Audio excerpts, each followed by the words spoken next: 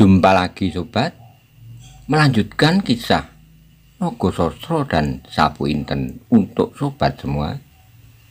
Selamat menikmati, salam sejahtera dan bahagia untuk Anda sekeluarga. Salam budaya. Pada episode sebelumnya dikisahkan Maiso Jenar dan Kebo Kanigoro meninggalkan Padepokan Karangtumoritis menuju ke Pudak Pungkuran untuk menemui Radite dan Umbaran. Bagaimana kisah selanjutnya? Simak bersama-sama.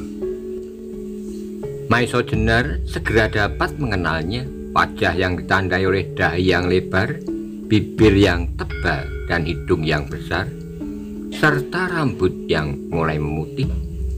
Namun dari bawah dahinya memancarkan sinar matanya yang bersih lembut. Ketika orang itu dengan tergopoh-gopoh datang menyongsongnya, Maiso Jenar membungkuk hormat serta berkata, "Selamat malam Kiai, mudah-mudahan kedatanganku tidak mengejutkan Kiai."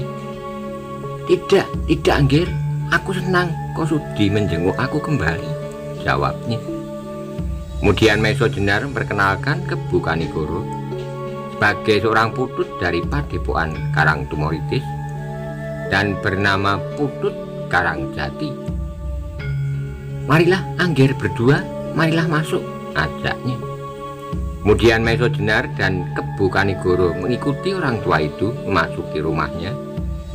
Belum lagi mereka mulai dengan sebuah percakapan, tiba-tiba sebuah tubuh yang tinggi kekurus-kurusan, berkulit merah tembaga terbakar oleh teriknya matahari, namun bermata terang seterang bintang-bintang di langit, telah berdiri di muka pintu dengan sebuah tawa yang memancar langsung dari dadanya.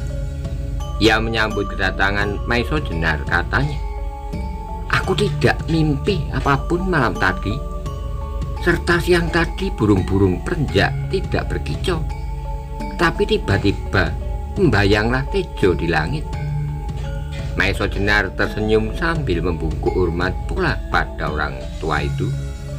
Demikian pula Kebo Kanigoro. Melihat kedua orang itu, segera Kebo Kanigoro mengetahui bahwa meskipun mereka berpakaian petani seperti kebanyakan, namun kedua orang itu pasti bukanlah sembarang petani. Karena itu segera ia dapat menebak bahwa kedua orang itulah yang oleh Maiso Jenar dimaksud bernama Paniling dan Darbo, atau yang bernama sebenarnya Radite dan Anggoro. Darbo selanjutnya meneruskan, "Ketika aku mendengar derap kuda, aku bertanya-tanya dalam hati, siapakah orang yang terperosok ke pedukuhan kecil ini? Tapi beberapa orang yang sempat mengintip dari celah-celah pintu berkata kepadaku bahwa orang berkuda itu menuju ke rumah Kakang Paniling. Karena itulah aku segera datang kemari, dan dugaanku benar bahwa pasti orang yang datang dari jauh yang telah mengunjungi rumah ini." "Demikianlah Paman," jawab Maiso Jenar. Dan kepada Darbo pun Maiso Jenar memperkenalkan Putut Karangjati. Demikianlah mereka setelah masing-masing mengucapkan salam selamat. Mulailah Paniling dan Darbo bertanya-tanya mengenai keadaan Maiso Jenar selama ini tanpa prasangka apapun. Namun Maiso Jenar hanya berusaha menjawab beberapa hal saja. Akhirnya Paniling dan Darbo merasa bahwa sikap Maiso Jenar agaknya kurang wajar. Karena itu kemudian Paniling bertanya, "Anggir, aku sangka kedatangan Anggir mengandung suatu keperluan yang penting, yang barangkali agak tergesa-gesa. Nah, Anggir, katakanlah kalau saja kami berdua dapat menolong kesulitan Anggir, biarlah kami berusaha untuk menolongnya."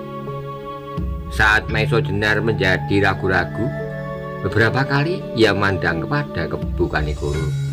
Tapi karena Kebo Kanigoro sedang menundukkan mukanya merenungi lantai, maka ia tidak melihatnya. Akhirnya Maiso Jenar memutuskan untuk melaksanakan rencananya. Meskipun dengan dada yang berdebar-debar, tetapi ia berdoa agar segala sesuatu dapat berlangsung dengan baik. Maka kemudian berkatalah ia, "Paman berdua, benarlah dugaan paman. Aku datang dengan suatu keperluan yang penting. Meskipun dengan berat hati, namun terpaksalah aku akan melakukan kewajibanku, kewajiban kepada negara dan rakyat." Paniling dan Darbo bersama-sama mengerutkan keningnya. Mereka menduga-duga apakah yang akan dilakukan oleh Maisodenar berdasarkan atas kewajibannya kepada negara dan rakyat. "Paman," Maisodenar meneruskan, "setelah beberapa tahun aku berkeliling hampir seluruh sudut negeri ini untuk mencari kedua keris Demak yang lenyap, seperti yang pernah aku katakan dahulu, dan sama sekali aku tidak menemukan jejaknya. Maka berdasarkan pengamatanku, atas seseorang yang mengambil keris itu langsung dari Banyu Biru.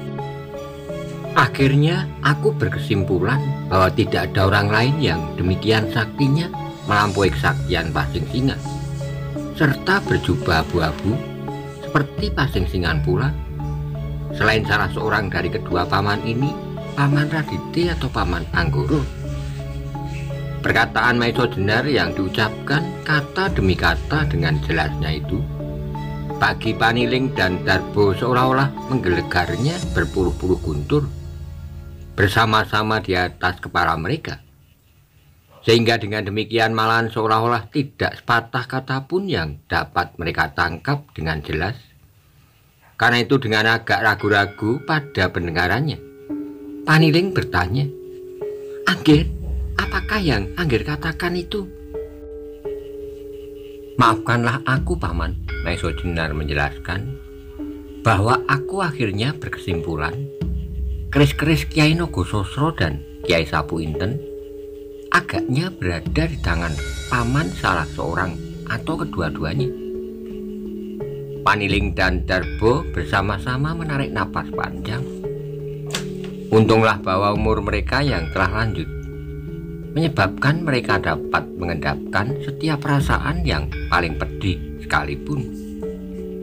Dengan sareh terdengar Paniling menjawab, "Anggir, beberapa tahun yang lampau telah aku katakan bahwa aku ikut merasa sedih atas lenyapnya kedua keris itu. Tapi orang yang berjubah abu-abu itu bukanlah salah seorang di antara kami. Apakah pamrih kami dengan menyimpan kedua keris itu? Kami telah merasa berbahagia hidup di padepokan ini bersama-sama dengan para petani, sebab mereka adalah orang-orang yang berhati terbuka. Demikian yang dikatakan, demikian pula lah yang dipikirkan. Di sini aku merasa bahwa hidup kami telah penuh dengan arti." "Paman," jawab Maisodenar, "sekali lagi aku mohon maaf. Tapi sayang Paman, bahwa aku tidak dapat berkesimpulan lain daripada itu." Darbo menggeleng-gelengkan kepalanya dengan mata yang suram. Ia berkata, "Bagaimana aku dapat menduga yang demikian, Anggir? Kami sama sekali tidak melihat adanya suatu keuntungan apapun dengan menyimpan kedua keris itu. Sedang kami tahu bahwa orang lain sangat memerlukannya. Seandainya kedua keris itu ada pada kami, maka dengan senang hati akan kami serahkan kepada Anggir Maisodenar. Paman, aku tidak tahu siapakah yang berdiri di belakang Paman. Aku juga tidak tahu apakah Paman mempunyai seorang calon untuk merebut tahta." Kembali Paniling dan Darbo terkejut bukan buatan. Perlahan-lahan tanpa disadarinya mereka mengelus dada, katanya, "Oh, Nggir, jangan berpikiran demikian. Aku berdua sama sekali tidak mempunyai seorang murid pun. Juga kami berdua tidak mempunyai anak keturunan. Apalagi membayangkan seorang untuk menduduki tahta kerajaan. Sungguh, Nggir, mimpi pun aku tidak berani." Maisodenar tertawa dingin, sahutnya, Aku sudah bertanya kepada lebih dari 100 orang. Semuanya menjawab seperti jawaban paman berdua itu. Apalagi paman berdua adalah dua orang sakti yang hampir tak ada bandingnya di dunia ini. Sekali lagi Paniling dan Darbo menarik napas dalam-dalam. Terdengarlah Darbo menjawab dengan nada sedih. Anggir Ronggotojoyo, Anggir seharusnya bijaksana. Seandainya kami berdua benar-benar sakti seperti apa yang Anggir sebutkan, namun mustahillah bahwa kami berdua akan dapat menguasai seluruh prajurit dan pengawal kerajaan. Meskipun kami penyimpan si kepekap kandel Demak, yaitu Kiai Nogososro dan Kiai Sabu Inten. Maiso Jenar tertawa semakin keras. Hampir setiap anak kecil pun mengetahui bahwa dengan berpegangan pada kedua sikap kandel itu, paman berdua mengharapkan seluruh istana akan tunduk dengan sendirinya tanpa kekerasan. Anggir, potong Paniling, pandanglah wajah-wajah kami yang telah mulai berkeriput ini. Apakah terbayang nafsu duniawi yang berlebih-lebihan? Kalau demikian maka kami adalah orang-orang tua yang paling berdosa di dunia ini. Kami yang telah bertekad untuk meninggalkan segala nafsu duniawi dan berusaha untuk menenteramkan diri serta mendekatkan diri pada sesembahan kami yang langgeng, Tuhan yang Maha Besar. Maiso Jenar menggelengkan kepalanya dengan tajam. Ia memandang Paniling dan Darbo berganti-ganti. Lalu katanya dengan lantang, aku tidak percaya bahwa kalian sudah tidak mempunyai pamrih duniawi lagi. Dan ketahuilah bahwa pada wajah kalian memang terbayang nafsu yang berlebih-lebihan. Paniling dan Darbo tersentak mendengar jawaban itu. Beberapa saat wajah mereka menjadi tegang. Tapi saat kemudian wajah-wajah itu menjadi semakin sayu. Dengan nada yang sedih mendengar jawaban Paniling. Jadi, adakah Anggir Maiso Jenar tetap pada pendirian Anggir? Menyangka bahwa Kiai Nogososro dan Kiai Sabu Inten ada pada kami? Ya, jawab Maiso Jenar tegas. Kalau demikian, lalu apakah yang akan Anggir lakukan? Lanjut Paniling. Serahkanlah keris-keris itu kepadaku. Suara Maiso Jenar menjadi semakin tegas. Sayang, kami tidak dapat melakukan, karena tidak ada yang dapat kami serahkan, jawab Paniling pula. Aku akan buktikan bahwa keris itu berada di tempat ini, potong Maiso Jenar. Paniling dan Darbo menggeleng-gelengkan kepala. Untuk beberapa lama mereka saling berpandangan. Sampai akhirnya terdengarlah Paniling menjawab dengan suara yang agak dalam. Kalau Anggir ingin membuktikan, kami persilahkan dengan senang hati. Maiso Jenar menjadi tidak sabar lagi. Ia ingin Paniling dan Darbo menjadi marah. Karena itu membentak seperti membentak pesakitan. Hei paman berdua, jangan coba berputar-putar lagi. Aku dapat bertindak lunak, tetapi aku juga dapat berbuat kasar. Jangan membantah lagi, berdirilah dan tunjukkan kedua keris itu. Di mana kau sembunyikan? Dai Paniling dan Darbo menjadi bertambah berkerut. Akhirnya dengan lembah terdengar Paniling menjawab, Anggir, barangkali Anggir benar bahwa aku telah berbuat di luar tauku sendiri. Kalau demikian terserahlah kepada Anggir.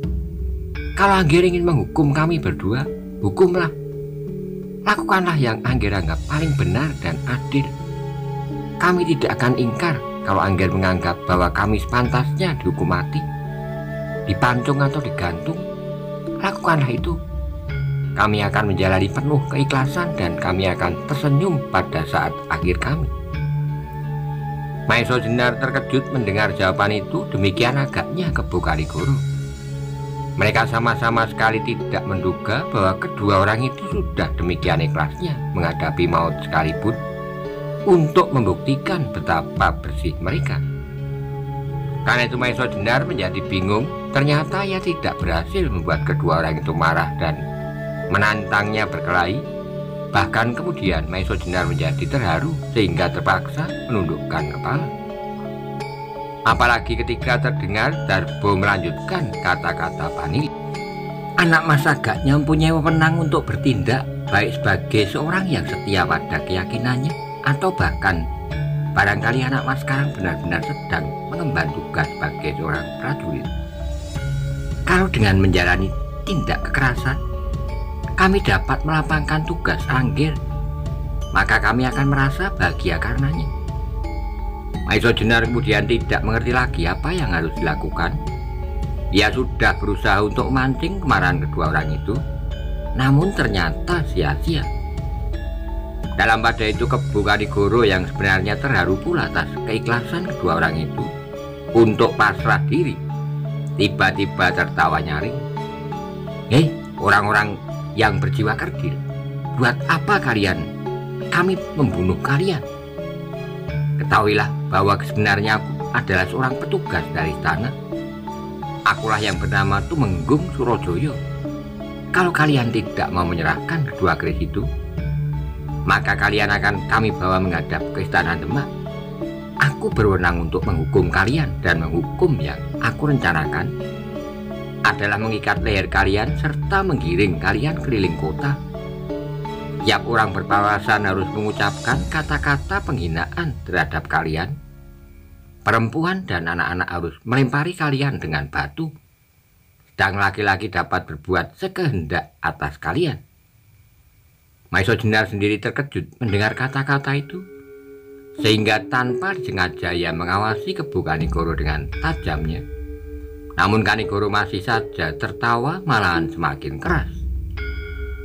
Bagaimanapun jernihnya hati yang disimpan di dalam dada Paniling dan Darbo, namun mereka adalah manusia juga, manusia yang memiliki kesadaran diri atas derajatnya sebagai manusia. Karena itu ketika mereka mendengar kata-kata hinaan tamunya, dada mereka terasa bergetar juga. Dalam pada itu agaknya Darbo yang lebih muda daripada Paniling, yang mula-mula merasa bahwa kelakuan tamu mereka sudah berlebihan. Dengan napas yang semakin cepat beredar, berapa kali ia menelan ludahnya. Dengan sekuat tenaga ia mencoba menahan diri supaya ia tidak melakukan hal-hal yang dapat mengotori diri mereka. Baru beberapa saat kemudian sambil membungkuk hormat Darbo berkata, "Tuan, maafkanlah kami kalau kami tidak mengetahui sebelumnya bahwa yang sudi datang ke pondok kami adalah seorang Tumenggung. Karena itu terimalah sembah bekti kami berdua." Kebu Kanigoro tertawa masam, jawabnya, "Aku sama sekali tidak membutuhkan segala macam upacara yang tak berarti itu. Kedatanganku adalah untuk kepentingan yang jauh lebih besar daripada salam yang akan menyenangkan hatiku." "Bukan itu maksud kami," potong Darbo, yang napasnya semakin berdesaan di dalam rongga dadanya. "Tetapi memang seharusnya lah kami menghormati Tuan. Hanya sayanglah bahwa Tuan telah menjalankan pekerjaan agak kurang bijaksana." "Apa?" bentak Kebu Kanigoro sambil membalakkan mata. "Kok bilang aku kurang bijaksana? Hei, orang-orang yang tak berarti, berjongkoklah dan cium telapak kakiku sambil mengucapkan permohonan maaf atas kelancangan mulutmu." Paniling yang berdada luas lautan pun kemudian menjadi tidak senang. Bahkan Maiso Jenar sendiri menganggap bahwa Kebu Kanigoro sudah agak terlalu jauh. Namun Maiso Jenar sadar kalau tidak demikian maka kedua orang itu pasti tidak akan dapat marah. "Baiklah, aku mohon maaf," sahut Darbo. "Namun biarlah aku tidak usah berjongkok dan mencium telapak kaki Tuan, sebab barangkali aku sudah terlalu tua untuk melakukan hal itu." Mata Kebu Kanigoro menjadi semakin terbelalak. "Patuhi perintah, orang tua yang tak malu," teriaknya. "Sekarang aku menjadi tidak percaya bahwa kalianlah yang bernama Raditi dan Anggoro. Sebab kalian tidak lebih daripada sisa-sisa orang paria yang berkeliaran sejak zaman pemerintahan Majapahit. Kalian tidak pantas mendapat pelayanan sebagaimana aku menjadi manusia yang paling hina sekalipun dari sisa-sisa golongan sudra. Karang Darbo sudah tidak dapat membiarkan dirinya dihina lebih jauh. Apalagi ketika disebut-sebutnya nama Radite dan Anggoro. Namun yang selama ini disembunyikan untuk tidak dilekati oleh Noda. Karena itu tiba-tiba matanya menjadi bercahaya kembali. Cahaya yang memancar kemerah-merahan karena marah yang terpendam di dalam dada. Kemudian katanya, "Terserahlah kepada Tuan. Namun sayang bahwa aku tidak ingin berbuat seperti yang Tuan maksudkan." Wajah Kebukanigoro nampak benar-benar menjadi merah. Dengan garangnya, ia melangkah ke arah Paniling yang duduk di hadapannya. Sambil menunjuk pada Darbo yang berada di depan pintu, ia berteriak, "Hei, kamu tua bangka, suruh adikmu melakukan perintahku." Perlahan-lahan Paniling menggelengkan kepalanya, terdengar suaranya lirih, namun terasa betapa getaran kemarahan melontar hampir tak terkendali. "Tidak, Tuan, aku tidak dapat menyuruhnya berbuat demikian."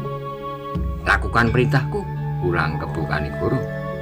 "Atau aku harus datang kepadamu dengan membawa seorang perempuan, seperti yang dilakukan Umbaran untuk memaksamu?" Kata-kata Kanigoro itu langsung menyentuh luka yang paling dalam, karena tajamnya lebih daripada segala macam kata hinaan. Tiba-tiba tanpa disengaja, Paniling telah tegak berdiri. Matanya memancar merah serta napasnya berkejar-kejaran melalui lubang hidungnya yang besar. Kemudian terdengarlah kata-katanya bergetar. Kata-kata seorang jantan yang pernah bergelar pasing singan, yang pernah merantau dari satu tempat ke tempat lain untuk mengamalkan kebajikan. Karena itulah maka kata-kata itu pun mempunyai pengaruh yang luar biasa atas Kebukanigoro dan Maiso Jenar. "Anggir berdua, aku sudah mengatakan apa yang aku ketahui dan apa yang ikhlaskan. Tapi Anggir berdua minta terlalu banyak dariku. Karena itu biarlah aku berikan yang paling berharga yang ada padaku, yaitu namaku Radite. Tapi nama itu agak berbeda dengan nama Paniling, seorang petani yang tidak berharga. Tuan boleh berbuat segendak Tuan atas seorang petani yang bernama Paniling dan Darbo, tetapi tidak demikian atas nama Radite dan Anggoro. Nah Tuan, apakah yang Tuan kehendaki? Sekarang ambillah. Tapi jangan mengharap Tuan dapat mengambilnya begitu saja. Nama itu adalah sama berharganya dengan nyawa kamu."